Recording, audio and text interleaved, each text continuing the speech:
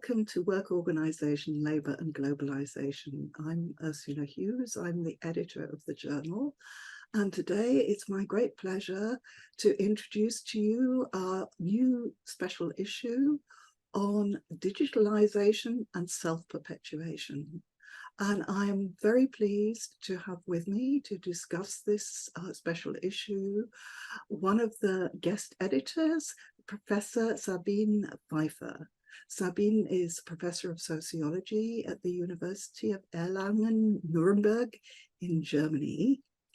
And I want to start by asking you, Sabine, about the whole topic of this special issue, because in English language literature, the concept of self-perpetuation really hardly exists. We don't quite get what it is. Okay. So I'd be really grateful if you could explain to me this very important concept and its history in German theory. Yes, I try to. It's not so easy in German too. I would say most Germans have no idea what this term could mean in a theoretical way. The background is we have a big priority program on digitalization. And of course, we have ongoing empirical research on how the digital technology changes work. But most of the time, it's very empirical, or it's kind of minor theoretical approaches like control, autonomy, things like that. So what we want to achieve in this big priority program is some kind of theoretical grip on what is the whole dynamic, why could or should or shouldn't talk about a digital transformation and not only some kind of maybe bigger change than we are used to. So we came up with kind of a heuristic, a theoretical heuristic we want to fill over time in this big research network. And one of those dimensions in this heuristic, and I think one of the most important one maybe, is self-perpetuation. In German, it's Verselbstständigung. It's a term that was kind of invented or used especially in the critical theory. Verselbstständigung, self-perpetuation, means somehow something like there's a kind of a dynamic. Of course, it's a social dynamic. It's a societal dynamic that humans started, but humans and society are somehow overwhelmed to really design it, tame it, cope with it. So the dynamic gets a momentum that's more than we can handle somehow. And we hope that maybe the term self-perpetuation and the whole international debate on digital transformation, especially when it comes to work and labor, could inspire authors and empirical researchers to get maybe a different perspective on what's going on, really. Thank you. So to put it in, use a very, very simple metaphor. It's like the idea that the technology is kind of like a runaway truck going down the hill that goes faster than anybody expected when they first set it in motion. But that raises a very interesting question about what kinds of resistance these kind of self-perpetuation movements encounter, and what relative weight they have. Presumably that you have kind of technological forms of resistance because the technology has limited capability, but you also encounter very large kinds of forms of social resistance. And do you have any kind of model for how these interact with each other and how the future trajectory of the runaway truck might be shaped by social forces? I guess it's more and more in the open and more under public discussion now than it was maybe 10 years ago when, for example, in the German discussion, the term Industry 4.0 started and initiated this ongoing discourse about digital transformation. And much of the time, there's a big gap. I don't know how it is really in other countries, but at least in Germany, it's pretty evident that you have a discourse about the dynamics of the transformation and what's going on, and the reality in companies. And very often there's a big gap between the discourse about how much is happening, what is happening, and what is really going on in a lot of companies. In research, we see pretty often that there are a lot of dimensions and forms and reasons of and for resistance, but it's seldom the resistance. This is a part of the discourse. Discourse, especially the discourse which is initiated by consulting firms, by management, by some kind of interest groups, is pretty much the resistance are the employees because they are fearful or they don't want to change. So they are the problem. That's pretty much the open discourse. And what we see in research is very, very different, because every kind of change that does happen in companies, I mean, I'm talking mostly of companies, not society as a whole, because I'm a sociologist of labor, so this is my main research field, and a lot of the articles we have in this special issue are more focused on digitalization in the world of works, of course, is that every change that's happening, every aspect of the digital transformation that really hits the office desk or the shop floor, is what is really happening, is done by employees. I mean, it's not just something that falls from the sky and then it's there.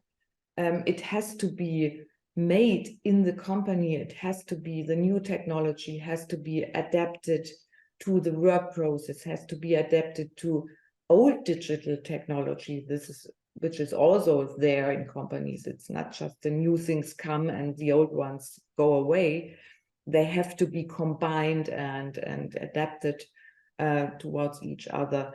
So I would say we have the resistance. If there is I mean, depends on what kind of resistance we are talking about. Is it a resistance of societal groups who have an opinion that we don't want some kind of digital technology because we lose control, for example, because now not people are deciding things that have consequences for other people, but technology is should be the only instance making decisions, for example, about chances in life people have.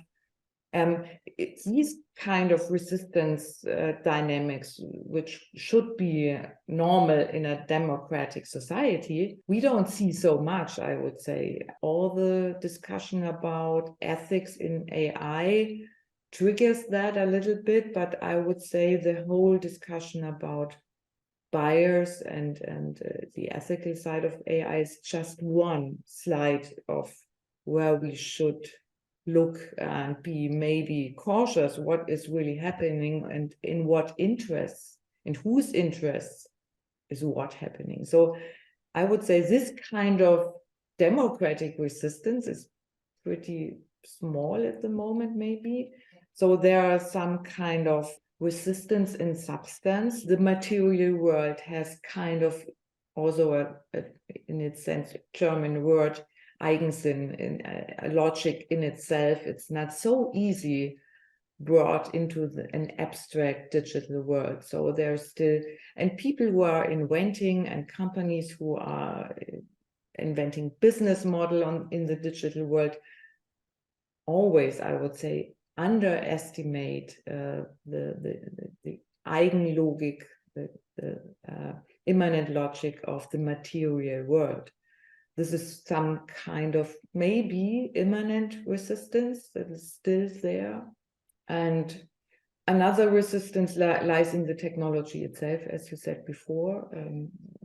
Still, a lot of those things are pretty limited, are not at all that omnipotent in what they are doing or promising to do. Very often, things pretty much fail. And I'm also sure even generative AI, which we are talking about now, and a lot of people again now have the feeling this is really the big thing. I see a lot of limitations in this technology too, and I think the real problem is that old technology, even old digital technology, if it doesn't work, if it makes some kind of weird stuff, you see it, you recognize it on first sight. If my car is not starting, it's broken. That's evident. And if my computer does not start, or the program does not start, that's an evident mistake or failure. But if my generative AI give me back some explanation or text or whatever that sounds plausible, but it isn't in its sense, it's not in its real content. But because it sounds so plausible, maybe I'm not cautious enough and I'm not looking behind the nice, very nice sounding text if the content is real and if the content is really plausible. So maybe that's something we really have to learn, that we have now a lot of and will have technology with immanent limitations that will not go away, because it's always a prognosis, it's always probabilistic what's going on in every kind of AI algorithm. So it's never 100% okay. Or at least I have to assume it can be this, maybe this information is okay, but maybe in 5 minutes I do a similar research with generative AI, and what I get back then could be totally stupid, but maybe it sounds not stupid, so I take it for granted and say, oh, wonderful, put it in my thesis. I would now like to introduce the second guest editor of this special issue, is Manuel Nicklich, who is a associate researcher in the same university as Professor Pfeiffer. We've been hearing about some of the very interesting and quite complex empirical research that's been going on using this concept of self-perpetuation. I wonder if you could give me some concrete examples of some of the kind of research which is presented in the special issue. So we have some more conceptual examples and conceptual contributions which explain the phenomenon of self-perpetuation from different theoretical perspectives, like Kluwer and Nies, who give kind of Marxist perspective on self-perpetuation and have the main thesis that there is a social domination with technology rather than a domination by technology, which is often connected to discourses on self-perpetuation. And another one, which is, I think it's quite interesting, is another more conceptual contribution is that of Baumgart and others who use a Lumanian or system theory perspective to grasp the dynamics of self-perpetuation. More precisely, they look at a kind of interplay of technology and use of digital technology and organizational dynamics. So there's kind of use of this data of this digital technology and data-based decision making. But due to organizational dynamics, there are some formal and informal interactions which may create barriers of self-perpetuation, which relates to kind of the Lumanian idea that if subsystems self-perpetuate, this might do harm to social integration or integration, and so the organization create some barriers of self-perpetuation. These were were two examples of the more conceptual side, but we also have empirical examples. For example, the contribution of Schulz, Schäfer, and others, where they do kind of discourse analysis, and here you can see that there is also a different level of self-perpetuation, where the discourse self-perpetuates from the actual technological development. So, and they show, for example, that even failure of technology does not harm the discourse on the use of robots, for example. So there's a self-perpetuation of this actual technological development, where you can find failure, but it's still a very positive discourse on the use of robots. And another one, which is very interesting, and which characterizes our priority program, is the contribution by Homberg and others, which is a kind of interdisciplinary contribution, and because they connect in more historical perspective with a sociological perspective. And they also look at practices or patterns of working from home, which is digitally enabled, but from a discourse on this from the actual socio-technical setting. And they say, for example, there's this gender-specific or parent-specific use lagged somehow behind the attention which is given to the topic of working from home and the technical possibilities there are.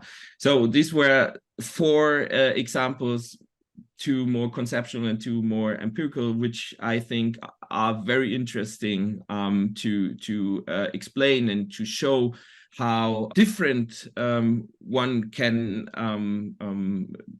conceptualize this phenomenon of self-perpetuation. Oh, that's very interesting. I think I'm going to ask you the same question I asked Sabine earlier, which seems to me a very important question for us to come to grips with in relation to these the technological dynamics, and that is the interaction between the sort of technological forces and other economic, social, material factors that actually limit the development of the technology and indeed cause the failures which the discourse denies. I mean, in the example that you give about the marvelous article about the way that the technology of robots in care work persists, the idea that the robot is the solution to the care problem has persisted over decades, despite failure after failure after failure of actually being able to develop a robot that actually does care for elderly people in a meaningful way. But having looked at all this material, how would you characterize this sort of balance between technological imperatives on the one hand and all the multiple factors that impede technological progress on the other? Right. Yeah, I think this is also something which all 7 contributions show very, very, very impressively, very interestingly, that there is a kind of interaction between these factors, and that there is often the discourse, or let's say public discourse or media discourse, is somehow related to that technological properties and the technological possibilities.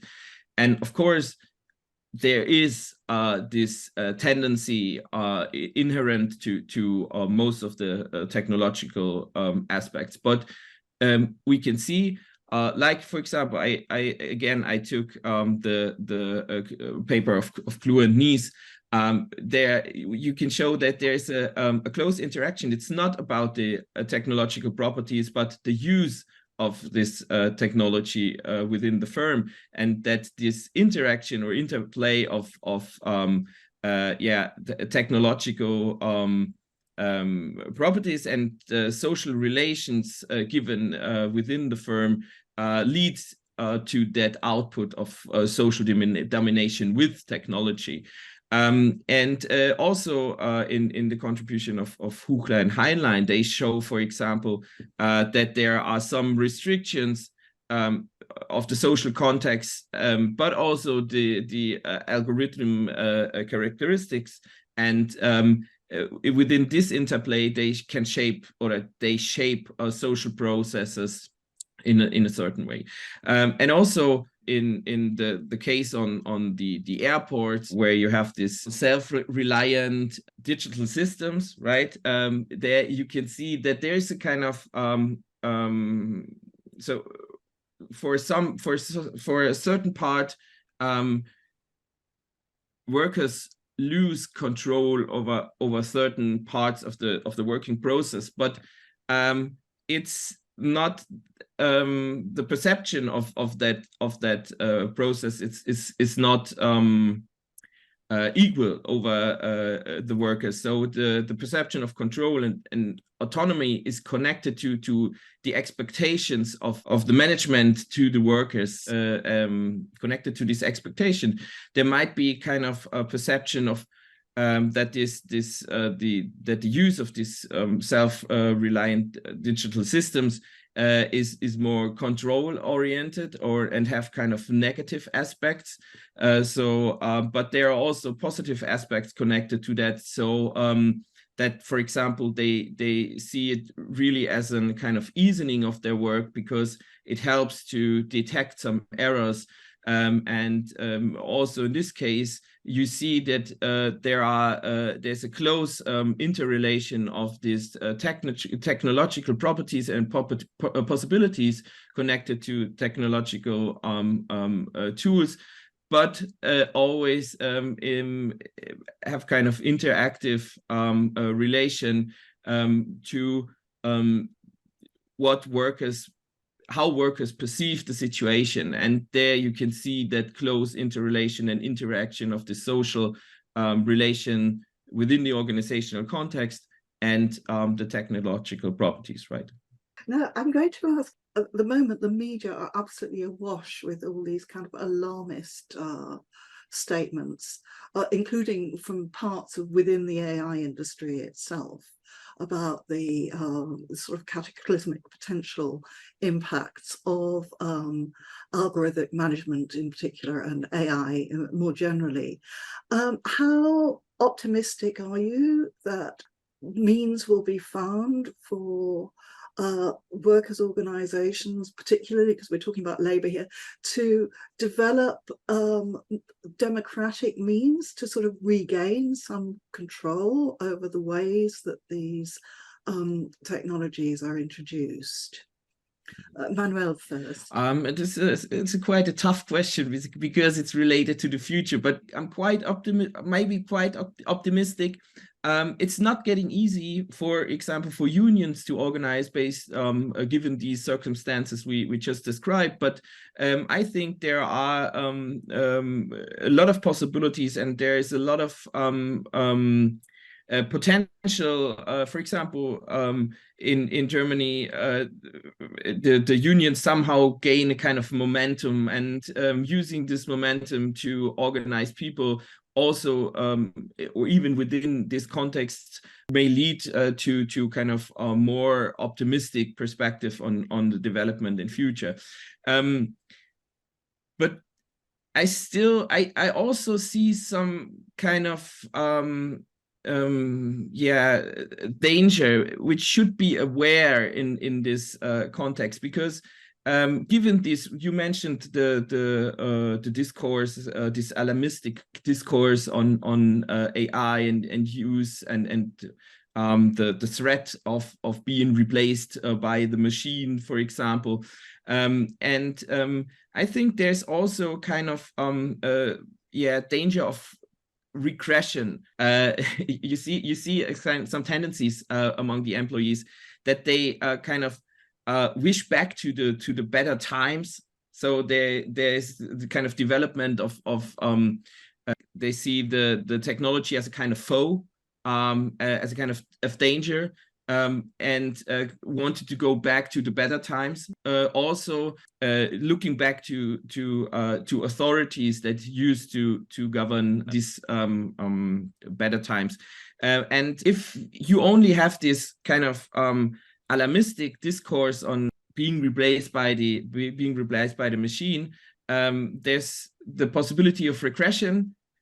But we need to, and I think this is also a task for social scientists like us to make aware that there is a high potential in technology, and that we can kind of shape it and kind of be part of the technological development if we are aware that there are some dangers and that there are some threats, but there are also some potentials within the technology for workers, easing their life.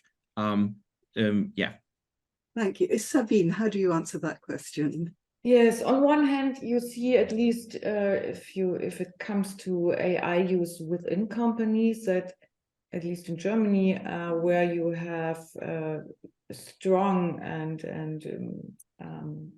also competent work councils and the trade unions behind them, developed quite good working ideas how to co-determine and co-design if AI hits a workplace, and how they can step in or even put a foot on the brake if they don't like what's happening there. So this is a hopeful tendency, especially as it shows you can design AI, because we also have this discourse, it's kind of a black box, you can't even do anything about it. If it's in the world, it's like a ghost out of the bottle. But these cases can show that no, you can design, you can also say no, at least within the company.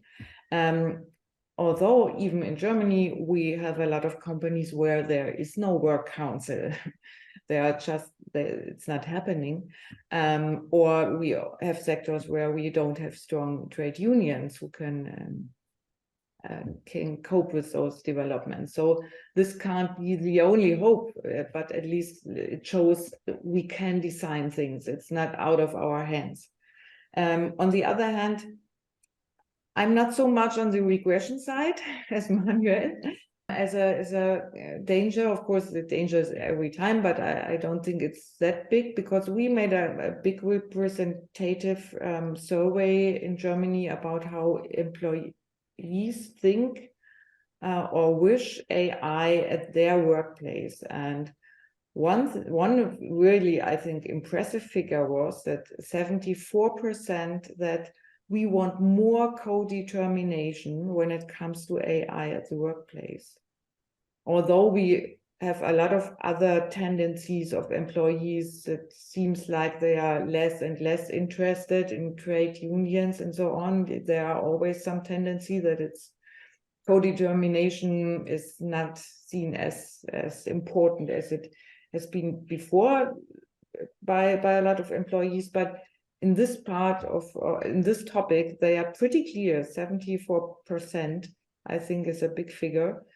So maybe this is even could be a trigger for people getting more involved in getting their interests in technological design at the workplace, being engaged in that. That is some hope. The other hope is, and maybe we will see that in the future, there is some kind of discussion in the technical AI community that even the large language models maybe see their baddest time, the best time in very near future, because making them they are kind of impressive at the moment on the front door, I would say.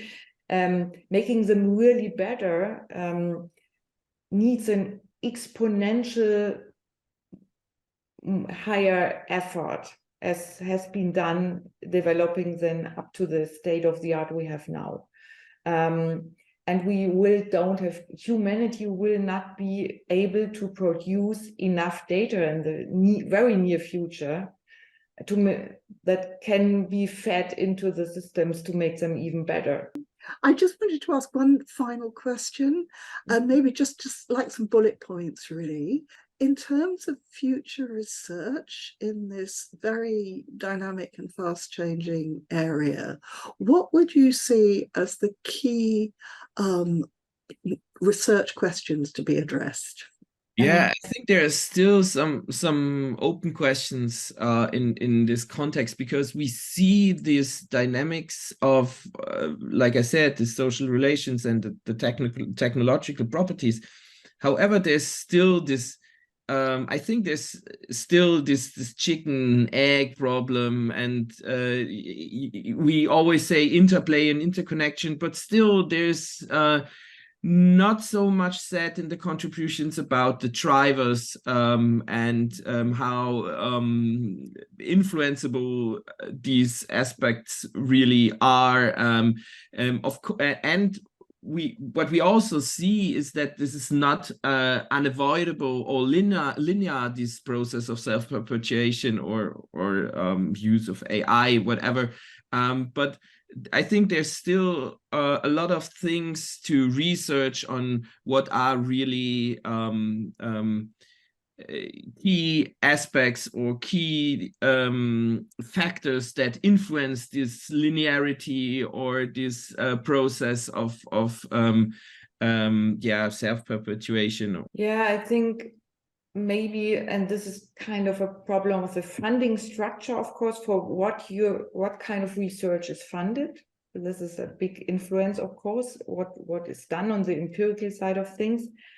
But I think we have to look much more also from a research perspective in how the big companies, the big economic players influence democratic institutions and make it harder and harder to bring democratic processes into this design process of technology, because this, of course, needs time.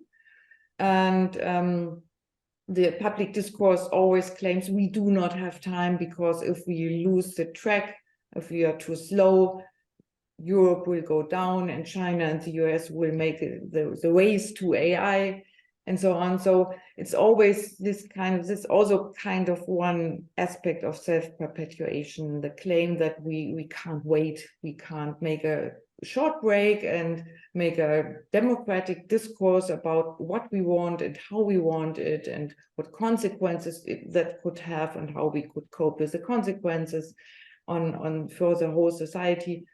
And this is, I think, a real danger for democracy as a whole. And we see that. I mean, we have year and year again, we have a new all-time high about lobbying of the big digital players in the European Parliament, for example. There's really big money things going on there. And this is a big problem. I think we have too less research into those institutional constellations. We are looking too much on the technological phenomena, because funding also tends to bring us in this direction, the new robot, the new AI, and so on, and in what kind of sector and what kind of unemployment rates will that cause or not. But the institutional dangers, we are seeing more and more that endangers our democracy. Thank you both very much. This is a conversation that could go on a lot longer, but we're limited for time. But let me tell all the viewers that you can read all the articles in this special issue on the link that will appear on your screen, and it will also be in the comments below this video on YouTube. I want to emphasize that work organisation, labour and globalisation is now freely available. All our articles are published open access, and we're very committed to continuing to do this, because it makes the material available to people around the world who don't have budgets for taking out subscriptions to journals. But this does mean that we have rather less income than we used to have. And in order to keep this show on the road and to keep all these articles open access, we are dependent on a certain level of voluntary support from our readers. You can support the journal by becoming a member, and a link will appear on your screen also showing you how to do this. We very much hope that you will want to become a member and become part of the broader community that has grown up around the journal and contribute to future issues and to future debates. Thank you very much. Yeah.